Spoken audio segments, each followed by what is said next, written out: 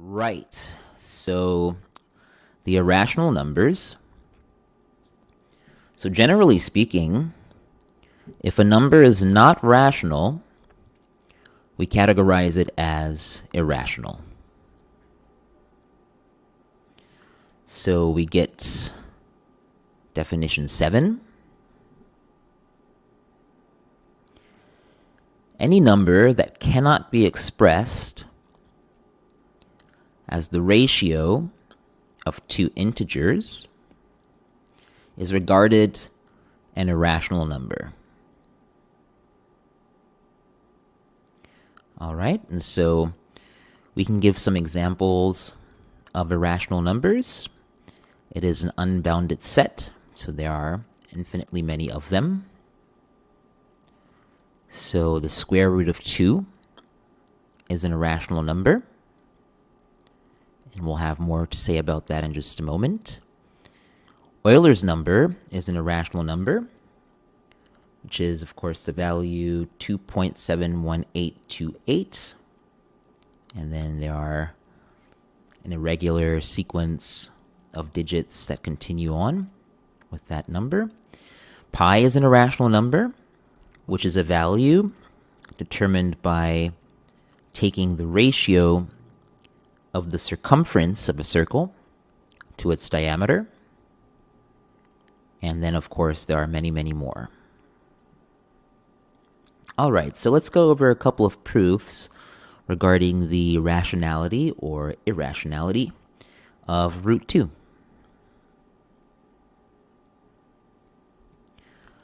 Okay, so proof 1. Suppose the square root of 2 is indeed rational, which would imply that it may be expressed as the ratio of two integers, namely p and q, as follows.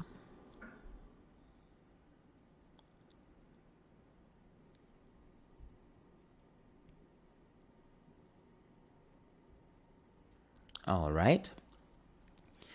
So we're going to take 2 steps to set up this proof. And so the first step, we'll square both sides of the equation. And then in the second step, what we'll do is we're going to disjoin the fraction by multiplying both sides of the equation by q squared.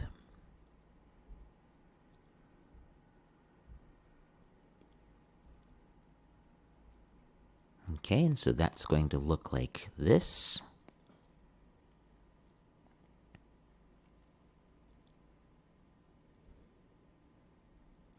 So we're inside of a LaTeX environment, and we're going to set up the equation.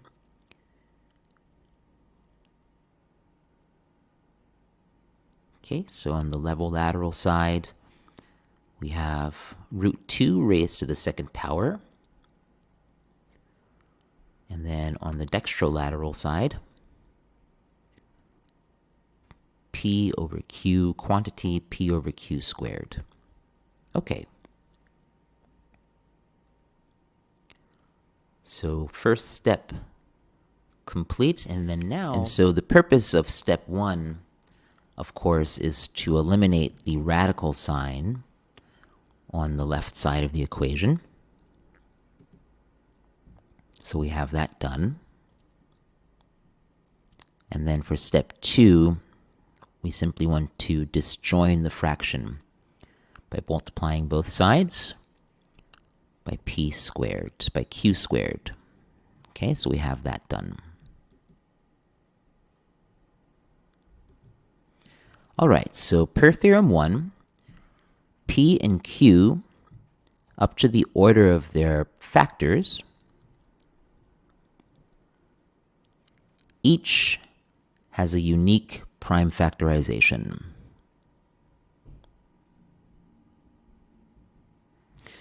All right, so this phrase up to the order of their factors is a sort of common phrase in mathematics.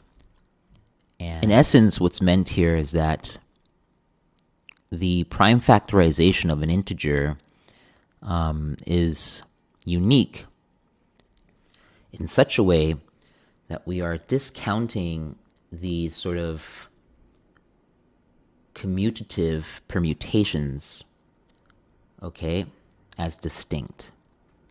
So we're going to take the product of the factors, the prime factors, as a unique arithmetic expression, discounting the commutative permutations of each of those products, counting them all as one, essentially.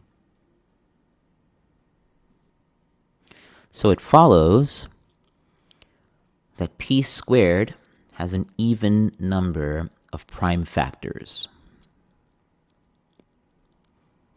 And so does q squared.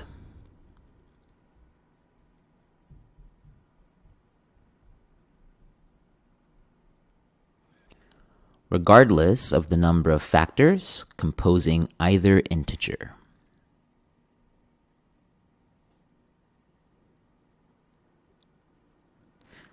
And so the idea here is simply that any integer p has a certain number of prime factors, and by squaring them, we're simply doubling the number of factors composing that integer.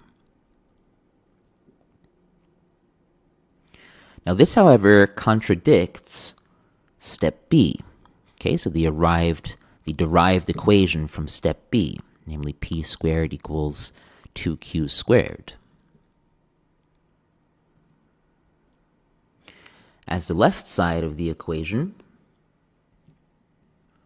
would have an even number of factors,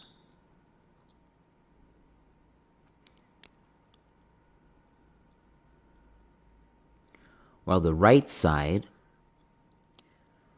would have an odd number of factors in its respective prime factorization.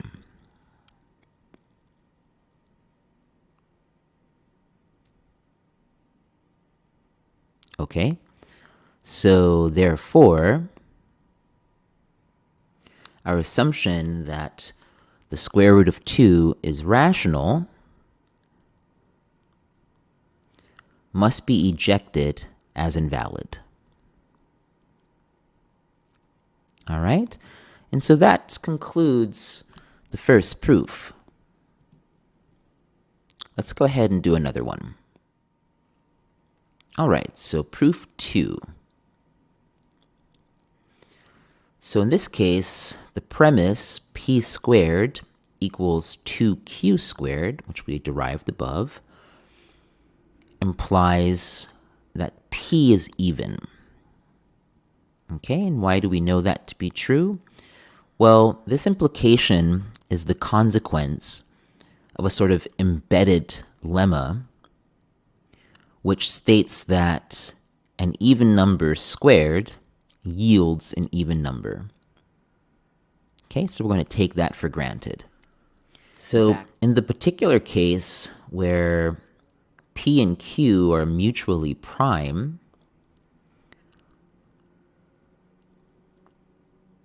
q is necessarily odd. And this is because we've already established p to be even, as p squared is clearly even, and there's only one even prime number, namely 2. Therefore, q is necessarily odd. Moreover, the square of an even number is divisible by 4. This is also something that we know, and similarly is a sort of implied fact of the natural numbers, of the integers. But clearly, 4 does not divide the following expression. And all we're doing in this expression here is we're taking the equation that we've derived in step B of the previous proof, and we're substituting Q with the definition of an odd number, right? We've established above that Q is necessarily odd. And so we're making that substitution for Q and simply simplifying the expression using the sort of standard rules of algebra of distribution, the distributive property. And we're showing that 4 does not divide that resulting value, the resulting equation. And because 4 does not divide this resulting equation, 2 times quantity 4k squared plus 4k plus 1, this would imply that Q must be even. All right? Q must be even.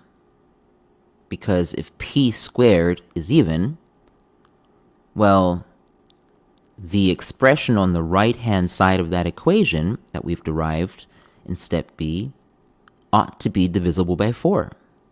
But clearly we see that it isn't. So this would imply that Q must be even, which of course yields a contradiction of our preceding stipulation regarding Q, namely that Q is necessarily odd.